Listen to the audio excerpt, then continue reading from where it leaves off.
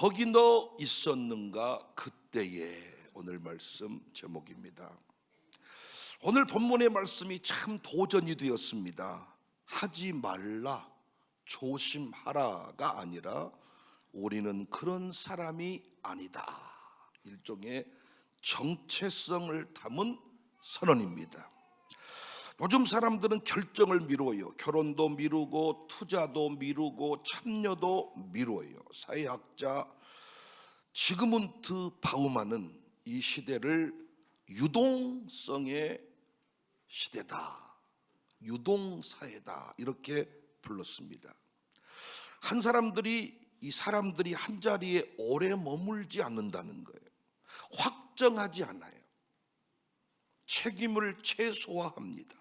왜냐하면 선택하는 순간부터 책임이 따라오기 때문입니다. 그래서 현대인들의 가장 안전한 전략은 조금 더 지켜보자, 관망하는 것입니다. 관망이 똑똑해 보여요. 성급하지도 않고 충동적이지도 않고 합리적으로 보입니다. 그런데 오늘 본문은 우리에게 말합니다. 우리가 물러가 멸망할 자가 아니다. 굉장히 급진적인 표현이에요. 중간지대를 허락하지 않습니다. 물러가거나 전진하거나 둘 중 하나라는 겁니다. 성경은 중립이라는 단어를 거의 인정하지 않습니다. 흥미로운 연구 결과가 있었는데 하버드대 조직심리학자들, 공동체가 정체되는 가장 큰 이유가 뭐냐? 갈등이 아니라 관망이다, 이렇게 분석을 했습니다. 갈등은 해결하면 돼요. 실수는 고치면 돼요. 그런데 관망은 아무것도 하지 않기 때문에 아무런 변화도 일어나지 않습니다. 겉으로는 조용해 보이지만은 안에서는 멈추어 있습니다. 히브리서는 대략 주후 60-70년 사이에 기록된 것으로 봅니다. 이 시기는 유대 그리스도인들의 가장 불안한 시기였습니다. 세 가지 압력이 동시에 작동되고 있었어요. 첫 번째 압력은 여러분 잘 아시는 대로 로마 제국의 정치적 압력이었습니다. 당시 네로 황제 시대였는데 주후 64년 로마의 대화재 사건 때 그 책임을 그리스도인들에게 전가하잖아요. 성령의 불운을 하니까 로마 시내 그리스도인들로 인해서 화재가 발생했다는 이상한 논리를 펼쳐서 그들을 핍박하고 죽이기 시작합니다. 10장 32절 이하에도 이런 내용이 나오죠. 너희가 빛을 받은 후에 고난의 큰 싸움을 견디어낸 것을 생각하라. 혹은 비방과 환난으로 구경거리가 되고, 33절에 구경거리가 되었다는 것은 원문으로 보면 극장에서 공개적으로 조롱당한다는 의미입니다. 그러니까 실제로 공개 망신과 박해를 겪고 있었어요. 우리는 지금 예수 믿는다고 박해받거나 공개적 조롱을 받지 않잖아요. 당시 히브리서 수신자들은 그런 압박에 놓여 있었습니다. 두 번째 압력은 유대 공동체로부터 받는 신앙적 압력이었습니다. 히브리서의 수신자는 유대인 출신 그리스도인, 그래서 그들이 예수를 믿는 순간 유대 회당에서 출교를 당했어요. 출교는 단순히 예배를 못 드리는 문제가 아니라 모든 것에 단절을 말합니다. 정치적으로, 경제적으로, 심지어 가족과의 단절. 신천지에 빠지면 모든 게 단절되잖아요. 당시에 그리스도인을 믿는 것이, 그리스도를 믿는 것이, 그리스도를 따르는 것이 꼭 그런 취급을 받았습니다. 유대인들에게 회당은 삶의 중심이었잖아요. 공동체의 중심. 그러니까 회당에서 쫓겨나 버린다는 것은 삶의 기반을 잃어버린다는 거예요. 그러니까 그들에게 늘 이런 유혹이 있지 않았겠어요? 그냥 예전처럼 율법으로 돌아가면 어떨까? 율법으로 돌아가면 편하지 않겠나?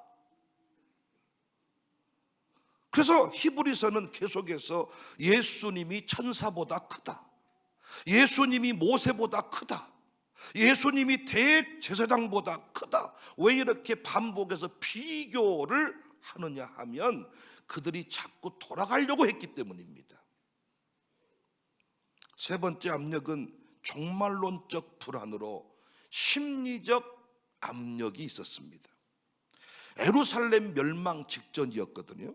유대 전쟁 주후 66년에서 70년 사이에 일어났는데 도시가 혼란 상태에 빠졌습니다. 성전이 무너질 가능성이 보이던 시기였습니다. 히브리서는 이런 긴장감이 있던 때에 히브리서 10장 25절에 날이 가까움을 볼수록 12장 28절에 흔들리지 아니하는 나라를 받았은즉 세상이 실제로 흔들리고 있던 때입니다. 그러니까 그들이 말했던 물러남, 물러섬, 물러감은 신앙이 식는 게 아니고 전투 중 뒤로 물러나는 행위, 이건 소심함보다는 살기 위한 전략일 수도 있었습니다. 아니 전쟁 중에 전진도 있지만 후퇴도 있잖아요. 물러섬, 물러남, 여러 압력이 크니까 잠시 뒤로 물러났다가 다시 상황이 좋아지면 전진하자, 얼마든지 전략일 수 있는데 히브리서 기자는 이 부분을 명확하게 정리해버리죠. 우리는 물러가서 멸망할 자가 아니다. 여기서 멸망은 단순히 실패하는 정도가 아닙니다. 영적 붕괴를 말합니다. 히브리서 기자의 핵심은 이거예요. 여러분 아멘으로 받으시면 좋겠는데, 물러감이 안전해 보이지만은 결국은 모든 것이 멸망당하는 길이다. 이건 심리적 어떤 심리적 위로의 메시지가 아니라 언약적 선언문과 같은 거예요. 군사 전략가들은 전쟁에서 가장 위험한 군대가 패배한 군대가 아니라 기다리는 군대라고 합니다. 패배한 군대는 오히려 절박합니다. 그런데 기다리는 군대는 판단이 많아지고 상황이 좀 좋아지면 지금은 좀 기다려보자, 두려움이 커지고 결단이 느려지는 거죠. 결단이 느려지는 순간 전세는 기울기 시작합니다. 믿음은 감정이 아니라 믿음은 방향이다. C.S. 루이스는 기독교 신앙을 이렇게 설명했습니다. 믿음은 감정이 아니라 의지를 반복적으로 선택하는 행위다. 오늘 기분이 좋아서가 아니라, 오늘 상황이 안정적이어서가 아니라 내가 누구인지를 기억하고 그 방향을 택하는 거예요. 내가 형편이 좋아져서 내가 살만해서가 아니라 내가 우리 교회 장로이기 때문에, 내가 우리 교회 목사이기 때문에, 내가 우리 교회 양육사이기 때문에 의지적으로 선택을 한다는 거예요. 이 방향을. 그게 믿음이다. 우리는 물러갈 자가 아니다. 저는 이 말씀이 우리 모두에게 주어지는 말씀이지만 이 시대의 지도자들이 좀 이 말씀을 무게감 있게 받았으면 하는 바람입니다. 왜 그래요? 지도자는 자원봉사자와 다른 사람이잖아요. 지도자라는 게 자원봉사자와 다른 거잖아요. 막스 베버는 근대 사회를 설명하면서 이런 말을 했습니다. 책임 위치에 선 사람은 감정이 아니라 책임 윤리로 행동한다. 기분이 좋을 때만 하는 사람은 지도자가 아니지요. 지도자는 감정의 자리가 아니라 방향의 자리지요. 지도자라는 것은 감정에 반응하는 자리가 아니라 방향을 설정하는 자리. 오늘 기분이 좋든 상황이 안정적이든 아니든 지도자는 나는 이 공동체를 지키는 사람이라는 자기 인식을 가진 사람이 지도자입니다. 영국 역사가 폴 존스는 문명이 붕괴되는 지점을 이렇게 말해요. 엘리트의 책임감이 사라질 때 공동체는 서서히 무너진다. 위가 흔들리면 아래는 자연히 관망자가 됩니다. 지도자는 단순히 이 앞자리에 앉은 사람이 아니라 공기의 흐름을 만드는 사람이에요. 우리 박열 장로님이 오늘 또 앞자리 딱 앉으셨는데, 이 지도자는 단순히 그냥 앞자리 앉는 정도가 아니라 흐름을, 분위기를 바꾸는 사람입니다. 말을 많이 하지 않지만은 그 앉은 자리에서 백성을 움직이는 사람이 지도자입니다. 1521년 보름스 회의에서 철회를 요청하는 자들 앞에 루터가 외쳤던 말입니다. Here I stand. 여기 내가 서 있다. 혁명을 외치지 않았고 감정적으로 격앙되지도 않았는데 그가 외친 한마디는 오늘 우리 지도자 그룹한테 상당히 큰 울림을 주는 거예요. 나는 이 자리에 서 있는 사람이다. 지도자의 본질이 이거예요. 나는 서 있는 사람이다. 우리가 국가 지도자에게 기대하는 것 대단한 일이 아니었잖아요. 대단한 유학파 어떤 이 능력을 구하는 게 아니라 완벽한 영어를, 완벽한 어떤 애국어를 구사하는 이 정도의 완벽한 외모를 그들에게 기대했던 게 아니라 실수하지 않기를 기대한 것도 아니죠. 그의 부인이 예쁘기를 기대했던 것도 아니죠. 단 하나, 그 자리에 서 있어 주라는 것이었잖아요. 위기의 순간에도, 어려운 순간에도, 배가 침몰할 때에도, 국가 경제가 흥청망청할 때에도 당신이 그 자리에 서 있어주면 좋겠다. 그걸 국민은 원했습니다. 비난을 받아도 좋으니 이놈의 대통령 못 해먹겠네 하고 도망가 버린 게 아니라 괜한 세례를 맞는 그 자리에도, 욕을 먹는 자리에도, 불편한 자리에도, 고독한 결정을 해야 된 그 자리에도, 그런데 안타깝게도 우리 국가 지도자들은 위기의 순간에 없었습니다. 그 자리. 백성이 너무 아파요. 너무 절망감에 그들에게 우리가 어떤 완벽한 신적 능력을 요구한 게 아니었습니다. 어떤 실수 없는 전지전능함을 요구하는 게 아니었습니다. 배가 침몰할 때 헬기가 떠야 됩니까? 말아야 됩니까? 백성의 그 생명이 위태로울 때 당신은 그 자리에서 국가 지도자의 자리에 서 있었냐 그 말이지.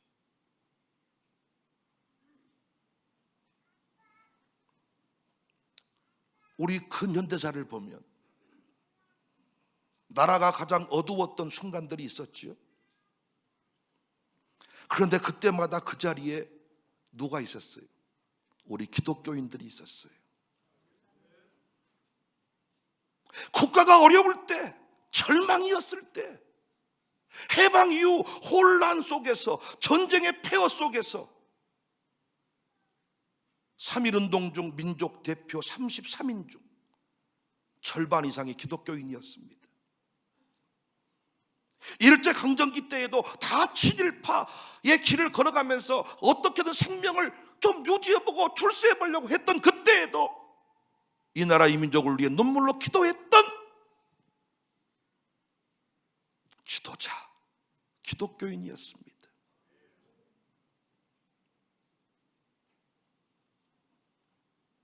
폐허 속에서도, 혼란 속에서도 교회는 학교를 세웠고, 교회는 병원을 세웠고, 고아원을 세웠고, 상황이 좋아서, 기분이 좋아서, 하고 싶어서 한 게 아니었죠. 하나님이 그 자리에 서 있으라고 하셨기 때문에 그 일을 했던 거죠.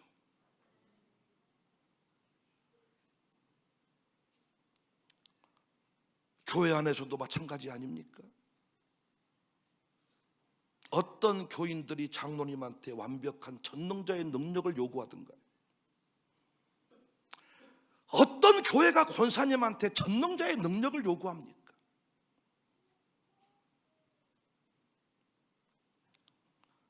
찬송가 147장, 거기 너 있었는가 그때. 거기 너 있었는가 그때. 그걸 묻는 거죠.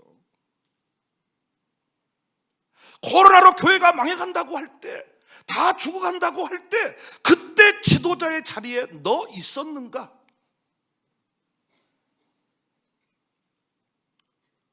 사람들이 어디로 실려가야 됩니까? 요양원으로 가야 됩니까? 천대병원으로 가야 됩니까? 목포 의료원으로 가야 됩니까? 순천 의료원으로 가야 됩니까? 그 아이, 그 감염자가 임신한 사람인지, 어떤 질병, 기저질환이 있는 사람인지 그 감염 대책반은 모릅니다.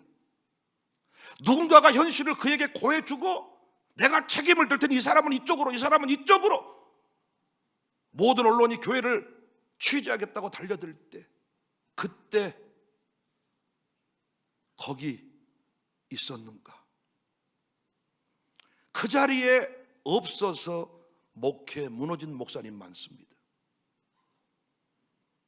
주님이 우리에게 실수를 하면 안 된다고 말한 적이 없어요. 저는 오늘 본문이 너무너무 우리에게 도전이 되더라. 물러섬이라는 게 어떤 그 비겁함이라기보다는 싸움의 전략일 수 있는데, 히브리서 기자는 분명히 말합니다. 암벽이 있습니다.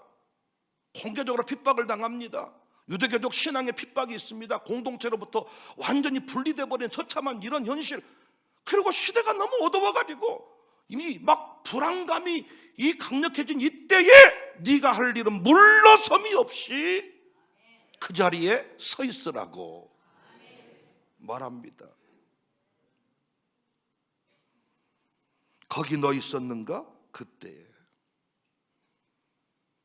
우리 아이들이 부모님에게 원망하는 게 그거잖아요.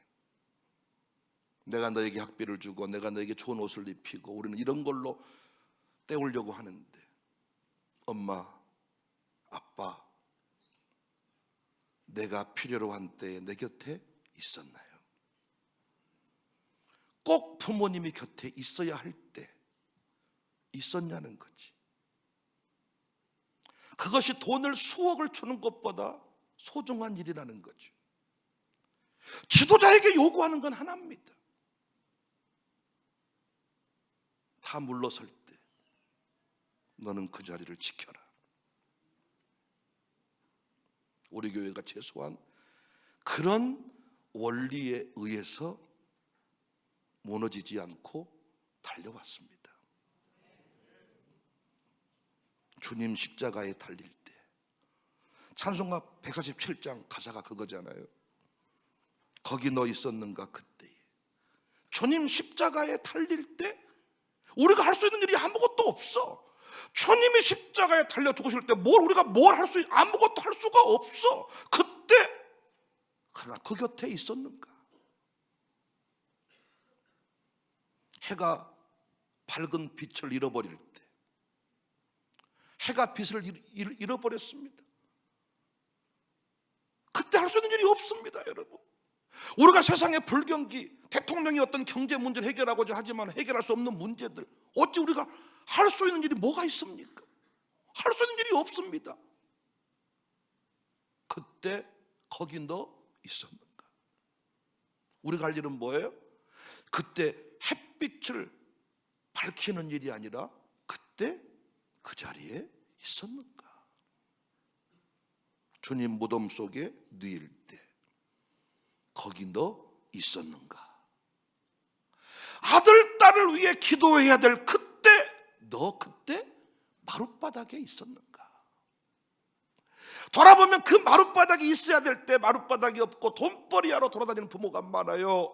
마룻바닥에 있어야 할 때 마룻바닥에 있지 아니하고 나름대로 해외여행을 다닌 분들이 있어요. 놀랍게 그 평생의 아픔을 감당해야 되는 경우를 제가 보게 됩니다. 사랑하는 여러분, 교회는 돈으로 유지되지 않아요. 어떤 분이 그래, 목사님 교회는 큰 부자가 와야 쓰겠어. 할 일이 많고 목사님이 그렇게 통이 크니 큰 부자가 와야 쓰겠어. 여러분도 그렇게 혹시 기도하시나요? 교회가 돈으로 유지되나요? 교회가 권력으로 유지됩니까? 명절 때 우리 박균택 의원이 저한테 문안 인사를 하니까 제 아들들이 진짜 그 박 의원님 맞냐고 묻더라고. 그런 분이 목사님께 왜 우리 아버지께 왜 전화하냐고. 그러니까 대단한 권력자가 이 교회 총리가 출석하면, 대통령이 출석하면 이 교회가 유지될까요? 아니야. 교회는 돈으로 권력으로 지켜지는 것이 아니라 서 있는 사람으로. 할렐루야. 거기 너 있었는가? 오늘 또 수요예배 끝나고 모입시다 했더니 청년들이 오셔서 앞자리를 차지하고 거기 너 있었는가? 그때에 새벽에 부르짖어 기도할 때 그때 너 그 자리에 있었는가? 우리가 할 수 있는 일이 없어. 우리가 교회적으로 할 수 있는 일이 별로 없을 때가 많아. 할 수 있는 게 없어. 그런데 그때 그 자리에 있었는가? 오늘 또 우리 오유수 권사가 기도를 하는데 은혜를 받아요. 왜 은혜를 받냐? 그때 그 자리에 있었던 사람이야. 그때 그 자리에 있었던 사람. 누가 직원이냐? 누가 사역자냐? 실력이 탁월한 사람이 아니라 그때 그 자리에 있었는가? 목사님 미안해요. 해드릴 게 별로 없어요. 우리가 다 해버리면 그게 무슨 교회입니까? 그때 그 자리에 있었는가? 저는 오늘 본문이 너무너무 좋았습니다. 물러서지 않고, 물러서서 멸망당하는 길을 가지 않고, 우리 교회의 고백과 같았습니다. 39절 한 번 더 말씀 받을까요? 39절 시작. 우리는 뒤로 물러가 멸망할 자가 아니요 오직 영혼을 구원함에 이르는 믿음을 가진 자니라. 할렐루야. 관망자가 아닙니다. 관망하는 자리가 가장 안전한 자리 같지만은 그 자리가 가장 위험한 자리입니다. 주님이 명하신 그 자리. 베드로가 주님을 멀찍이 따랐잖아요. 살고자 멀찍이 따랐는데 아무것도 건질 수가 없었어요. 주님 십자가 곁을 지켰다면, 그래서 베드로는 평생도록 그것이 한 맺힌 사연이 되어서 주님 십자가에 거꾸로 매달려서 순교했다는 전설이 있습니다. 우리 교회 어떤 자리이든지 어떤 상황이든지 주님이 명하신 그 자리에 탁 서 있는 그런 이 시대의 지도자 교회가 되기를 주의 이름으로 축복합니다.